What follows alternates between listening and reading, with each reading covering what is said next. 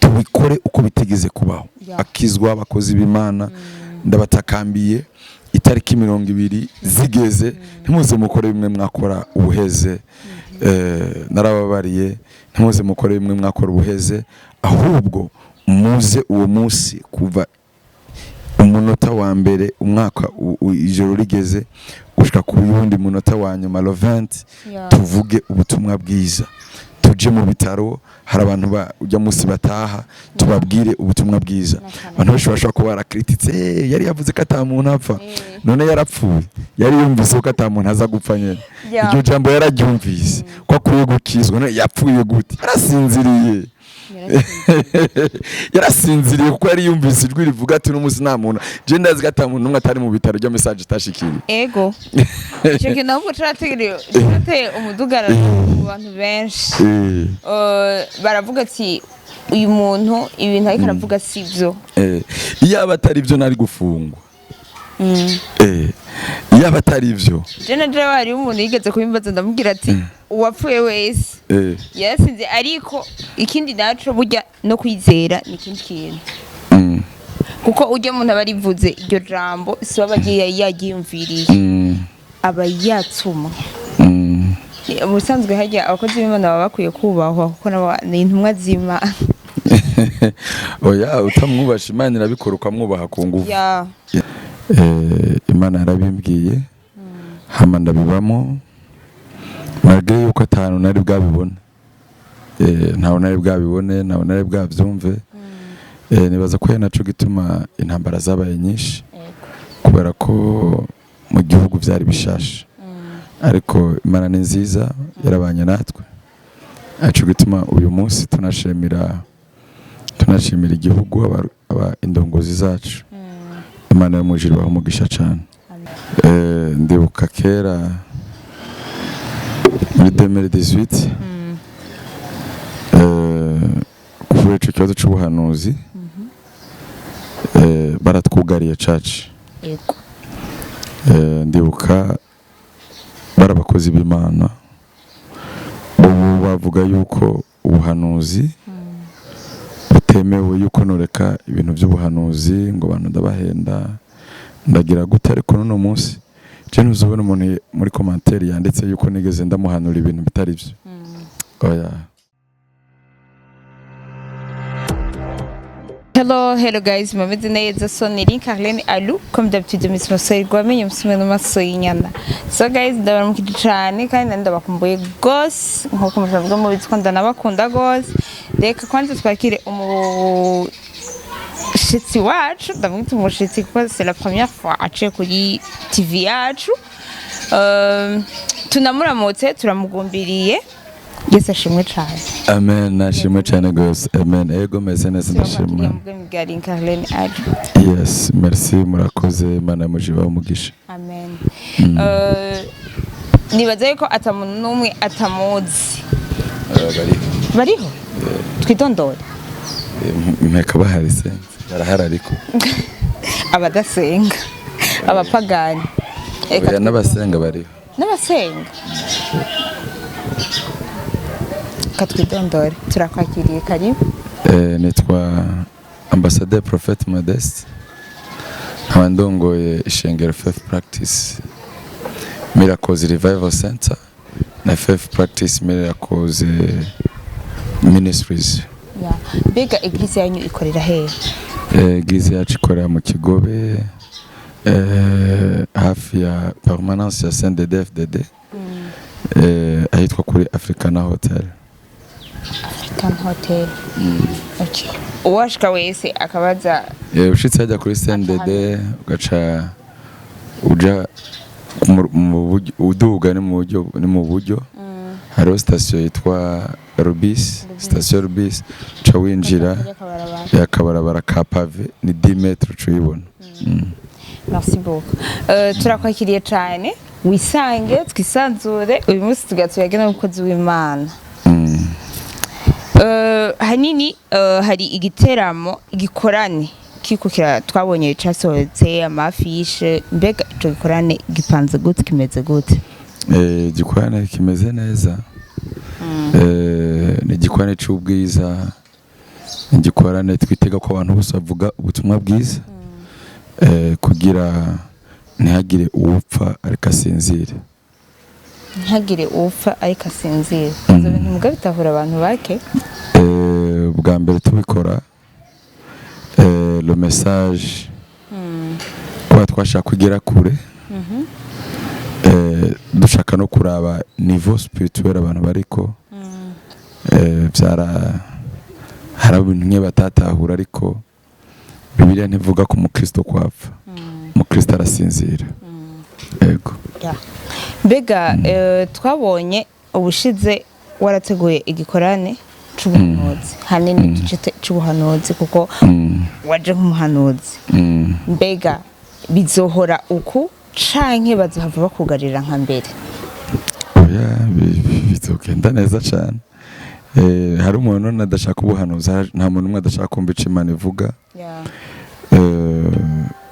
Nizera ko bizogenda neza kandi neza cyane kuko ico Imana ivuze benshi nuko baca bavuga ngo ni bibi ariko nta gihe na kimwe Isirayeli baho Imana yigeze ivuga ivyiza, yavuga ibibi kugira bikosore.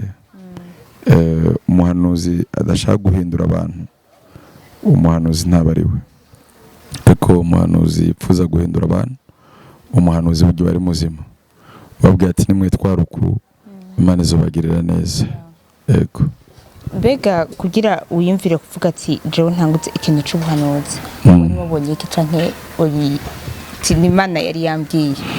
Oya si jewe nabivuze ngo reka ntanguze ikintu c'ubuhanuzi. Imana yarabimbwiye hama ndabibamo nageye yuko atanu nari bwabibone, ntawe nari bwabibone, ntawe nari bwabyumve. Nibaza ko naco gituma intambara zabaye nyinshi kubera ko mu gihugu byari bishasha, ariko Imana ni nziza yarabanye natwe. Aco gituma uyu munsi tunashimira igihugu aba indongozi zacu. Imana yamujiri baho umugisha cyane. Amen. Mbega mu gihe kera twari tuzi yuko hariho ubuhanuzi ku batama ba kera, tukaba tubona yuko abubu atabuhanuzi bakurikiza ku mpamvu ni yahe? Ukari ukutemera kwa cane. Oya. Buriya fatiye kuri kera be n'ubu aha turi mu Burundi bwacu bwiza ubuhanuzi barabwumva cyane pa raporo ya kera. Ndibuka kera muri 2018 kubera ico kibazo c'ubuhanuzi baratwugariye church. Yego. Ndibuka barabakozi b'Imana ubu bavuga yuko ubuhanuzi butemewe, yuko noreka ibintu by'ubuhanuzi ngo abantu ndabahenda ndagira gute. Ariko none munsi je ntuzobona umuntu muri commentaire yanditse yuko nigeze ndamuhanura ibintu bitari byo. Oya, kandi cyo ndagishimira Imana. Gusa abasi ubutumwa bwiza barashaka kuvuga ngo harimo escroquerie, ariko nta escroquerie ba mu bintu je bamvuga vraiment. Ndanabishimira Imana cyane kuko nta muntu usaba amafaranga kugira ndamuhanurire, nta muntu usaba amafaranga kugira ibintu ngo bibe. Oya. Kandi nibaza ko nta muntu mbesha ugize Imana ugiriwe ibakwe nkaguhanurira, ugiriwe ibakwe ugiriwe Imana nkaguhanurira. Nkumva nyine ko mpumuye yaravuze no kuruhuye n'Imana. Amen. Yego. Bazoyimbaza na Jane. Kandi nibaza ko wanabibonye mu gikorane nyine vyagenze. Inyuma yaho narakubonye waje naho ntegeze ndakuvugisha. Uje gusoma amakuru Imana ihabwe icubahiro. Oya. Amenyesha amakuru n'abana beza. Ko narabonye haraka video ka mbere mu gikorane giheze ca lokenze zo kumunani. Abanya ka video wasohoye ndavuga ati uno muntu yarahari. Ndavuga ati bwa bundi ibintu birakomeye cyane.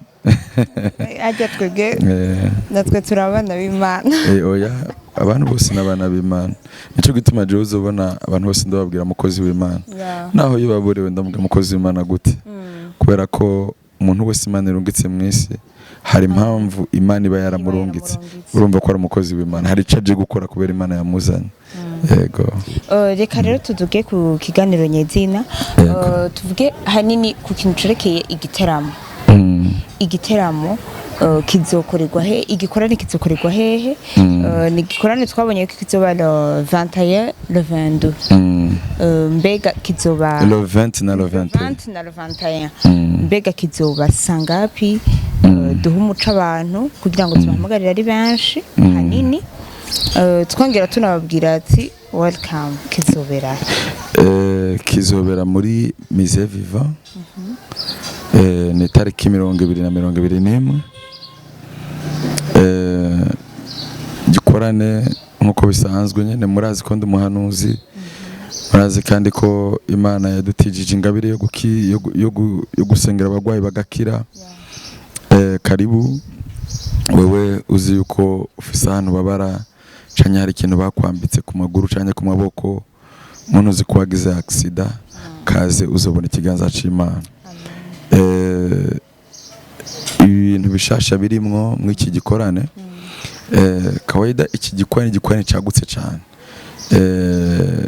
kizoshika igihe abantu bacumva ni igikorane kitavuga ko Yesu yavutse si Noeli kandi si igikorane kivuga ko Yesu yaduze mu ijuru si igikorane kivuga ko Yesu yazutse oya tuvuge ngo ni Pasika naho Pasika bidasigura kuzuka kwa Kristo ariko ni igikorane kivuga ngo tuvuge ko Yesu ari umwami n'umukiza ubuzima bwacu birabaje cyane kubona abakizwa kino kintu tudashobora gushaho umunsi wo kucigina malgré ko iri yerekwa Imana yari impaye ndashaka ko abantu bose habaho umunsi tukwigina itsinzi ko turi abana b'Imana ko dufise umwami n'umukiza w'ubuzima bwacu rero niteze ko abakozi b'Imana bose ujya munsi tutojyama wa 24 igihugu carahiriwe cyane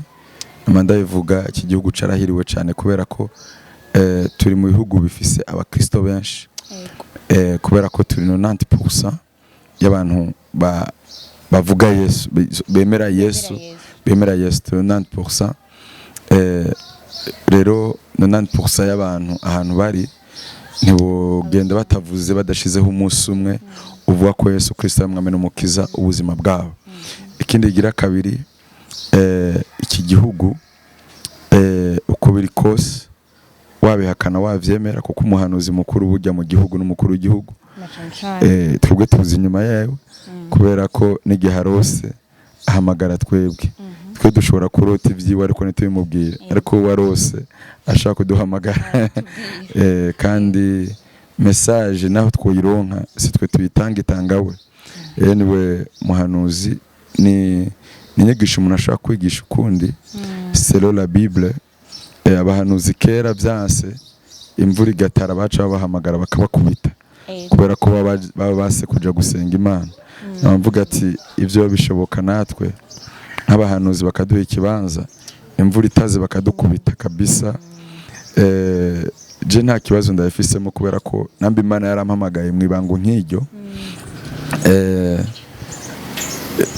ico bombaza cyose nocishuraho nofuma ntanga iminsi ati mu mpemisi nje gusenga hamanze ndacishureho kabiri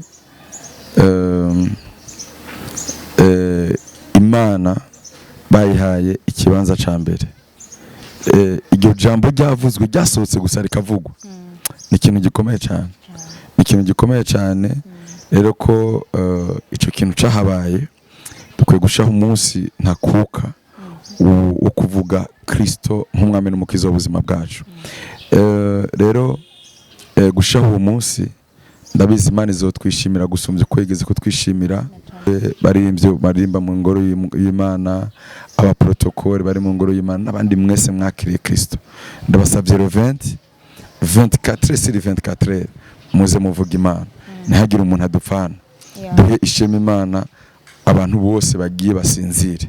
Imana yo mujuru baho umugisha cyane, murakoze kandi mukomeze guhezagirwa. Hari akandi kantu nashaka kubaza gatoya. Bega hari abajene bafise impano zitandukanye muba muratumiye mw'ico bikorane baba bakijijwe canke badakijijwe. Oya abadakijijwe bibaza yuko baririmba ivy'isi bitaba bikenewe, haza abaririmba ico bita basi ico bakunda kuvuga gospel. Mbega ico kintu kizoba gihari ko tumenyereye mu bikorane kanshi haba hari abaririmba. Vision y'iki gikorane ni vision yagutse. Vision yagutse cyane, malgré ko atamuntu avuka rimwe ngo aci yuzura ingobyi. Gikorane cagutse cyane malgré ko kandi abantu bagikrititse kubera kutamenya l'objectif. Igihe biba igihe tuvuga kujya kuvuga ko nabivuga nta ego nabivuga shize umanga, hari abavyumva ukundi kuntu, hari n'ukuntu asigamo filozofi cyane. Nkavuga ati nyuma y'igikorane muze mumbaze bino bintu byari byo. Iki gikorane rero sico bakijwe gusa, igikorane cyo yaca bakijwe nco bayigikorana. Oya toujours n'isengero ry'amanyakira abakirisi bashasha. Yes. Iki gikorane kirimwo impano nyinshi. L'objectif y'iki gikorane mu myaka iza iri imbere nuko tuzoza turatanga ubushimwe ku bantu bose bagize ibintu bikamenyekana mu gihugu. Nk'umukinyi yakinye neza akaba meilleur joueur mu gihugu, umu français yakoze ibintu bitabara igihugu, umu journaliste yagize ikintu gitabara igihugu, mu polisi, umusoda, donc yakoze igikorwa atawundi muntu yagishikiriye.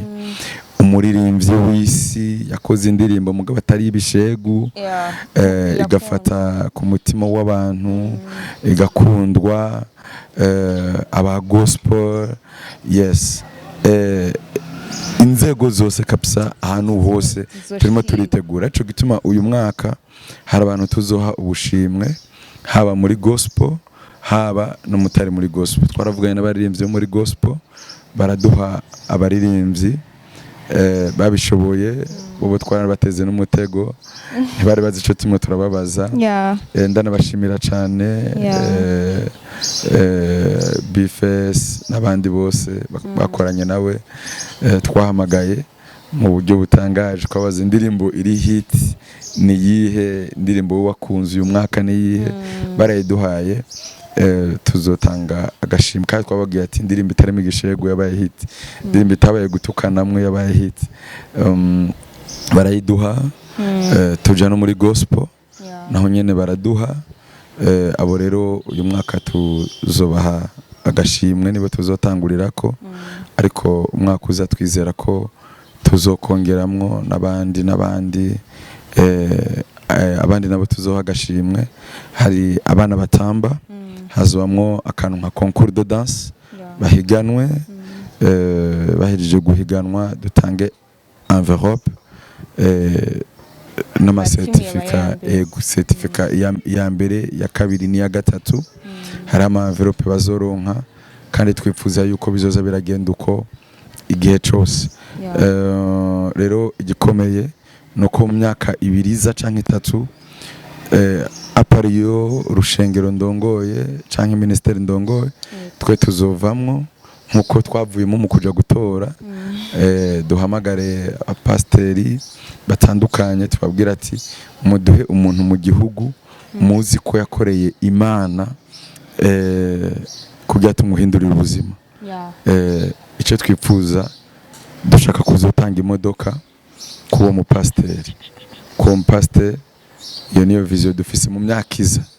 Suno munsi sejo mugabo l'objectif niyo igihe kizoza. Amagarira kugira vision 2040 2060. Ego ya vision irakomeye cyane nuko nyene abarundi donc ntibazi agaciro k'umukuru w'igihugu mu gihugu. Ijambo avuze uravyumva. Jewe n'amasenga nkavuga ati Mana umufuko wanje ntukaburemo amafaranga amina ntizinga buri cyo kurya nukuri namandaye kubera iki kubera ko umuhanuzi mukuru niwe apre twe tugakurikira gusa nibaza ko ari inyigisho umuntu ashobora gutanga yindi ku bantu harabo n'abandi bacava ngo twinjiye mu bya politike n'ibindi ibintu biragoye nyene twaravangiwe cyane rero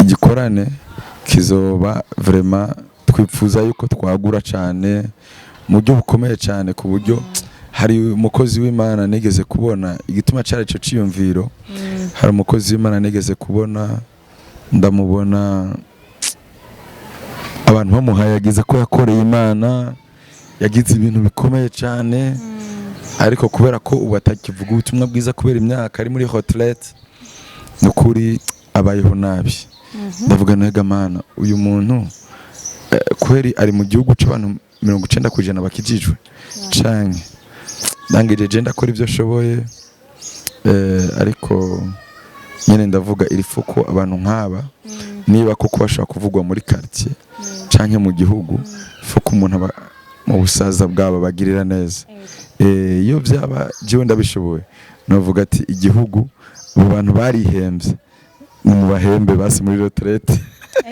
ni mu bahembe kuko burya ubuzima hariho ikintu polisi idashobora gukora hari ikintu abavyeyi badashobora gukora hariho ikintu igisoda kidashobora gukora no guhindura umuntu mwakizwe ave mu byaha gufata umuntu yahora yiba anwa urumogi ari mboregwa ukamuhindura akaja ku murongo ivyo bishobora pasteur gusa ni Imana yiwe abakoreshejwe n'Imana c'est vrai ariko ivyo bishobora pasteur gusa gufata wa mwana yahora mwibarabara ukamuhindura gacika mu ndi muntu ivyo nabibonye hariho ndi Dubai hari abavyeyi bandungikira abana vraiment uvuga ati barononekaye cyane ariko yashika agahinduka uyu munsi arafise imodoka uyu munsi arafise nyene bakanukira abana basa nk'abo bataye kavuga ati abavyeyi bakicana ngo uyu mwana wamurungiye Dubai ngo Modeste azamufasha ngo amurondere n'akazi so polisi yarananiwe harimo n'abantu bakomeye babasoda nyene mugabo bana nibo nyene bose ariko gasanga umuntu aramutoye kamwigisha ijambo ry'Imana gahinduka abakeneye yego reka rero tuvuge yuko iki gikorane kigiye guhindura ibintu byinshi kigiye guhindura abantu benshi kigiye gufasha abantu benshi cyane ndabatumiye muzoze dushima Imana ko twakiriye Yesu Kristo umwami n'umukiza nta kindi kintu kituzana haje ni muri like never before uko bitigeze kubaho tubikore uko bitigeze kubaho akizwa abakozi b'Imana ndabatakambiye itariki 20 zigeze ntimuze mukore bimwe mwakora ubuheze narababariye ntimuze mukore bimwe mwakora ubuheze ahubwo muze uwo munsi kuva umunota wa mbere umwaka ijoro rigeze gushika ku yundi munota wa nyuma le 20 tuvuge ubutumwa bwiza tuje mu bitaro hari abantu ujya munsi bataha tubabwire ubutumwa bwiza abantu bashobora kuba barakrititse yari yavuze ko atamuntu apfa none yarapfuye yari yumvise ko atamuntu aza gupfa nyene iryo jambo yararyumvise ko akwiye gukizwa none yapfuye gute arasinziriye yarasinziriye kuko yari yumvise ijwi rivuga ati n'umuzi nta muntu je ndazi gata muntu numwe atari mu bitaro ryo message itashikiriye ego cheke nabwo turategere umudugara mu bantu benshi baravuga ati uyu muntu ibintu ariko aravuga sivyo iyaba atari byo nari gufungwa iyaba atari ivyo je bari umuntu yigeze kubimbaza ndamubwira ati uwapfuye wese yasinze ariko ikindi naco burya no kwizera ni ikindi kintu kuko ujye umuntu abarivuze iryo jambo si bagiye yagiyumviriye aba yatsuma ubusanzwe hajya abakozi b'Imana baba bakwiye kubahwa kuko ni intumwa z'Imana oya utamwubasha Imana irabikora ukamwubaha ku nguvu. Yes. Iyo umukozi Imana utamwubasha Imana irabikora ukamwubaha ku nguvu. Parce que nagiye mbona abantu benshi cyane bagayana nyene ariko Imana ikamucisha bugufi ugasanga araje aragarutse nawe musenge kamubwira ati je naco twapfuye kijya wagipfuye n'Imana ko watutse Imana yantumye. Je niwigeze untuka watutse Imana yantumye none ushaka iki jewe ibyo wewe n'Imana reka je ndagusengere wigire. Yego tugushimire cyane Prophet. Nanje ndabashimiye kandi mwakoze. Namwe murakoze cyane. Yego Imana bahumugisha. Reka tubashimire cyane twongera tubibutsa yuko ni le 20 kuri Mise Viva. Igikorane kizofasha abantu. Hazo bari kuwa mbere no kuwa kabiri tuzotangura saa 8. 14h. Kizofasha jewe, kizofasha wewe, kizofasha uriya na mugenzi wawe mwese mutumiranire. Mubwirane tujuje barambwira ngo ubwa undi ngo urasenga ngo ibintu bya Prophet Modeste ngo ko tutari bwabone ngo araza vraiment rimwe na rimwe gusa nanze yuko uvuga ubutumwa bw'Imana cyangwa ngo ugira publicité y'ibikorane. Musi wa mbere navuze ati ntakunda habaraje gutora amakuru jewe naravyaye kandi barayatahanye sinaciyemo no yapostinze. Erega biraryoshe kubona umuntu basi bavuga ko ari umwescro mugabo ubwo wescro bwiwe n'Imana yiwe abantu bakamwitabira bakaza ari benshi. No kuri je sindi umwescro kwera. Si umwescro ku bantu banzi vraiment ku bantu bamaze gushikaho nkorera n'umuntu amaze kuhashika utarashika yuzuye amadayimoni ubone wabivuga. Yego vraiment na muntu adafite dayimoni vraiment avuga ivyo bintu abafite akantu kamunyengetereyemo kandi nawe ntakamenya. ntubonye abantu bakira abantu baje bateruwe bagataha bigendera neza cyane. So birateye ubwoba rero kubona sinzi reka rero ndababwire yuko reka tuze tubone Imana, reka tuze twumve ijambo ry'Imana, reka tuze dufashwe le 20 14h kuri Mise Viva. Welcome. Amen. Imana ibahe umugisha cyane murakoze.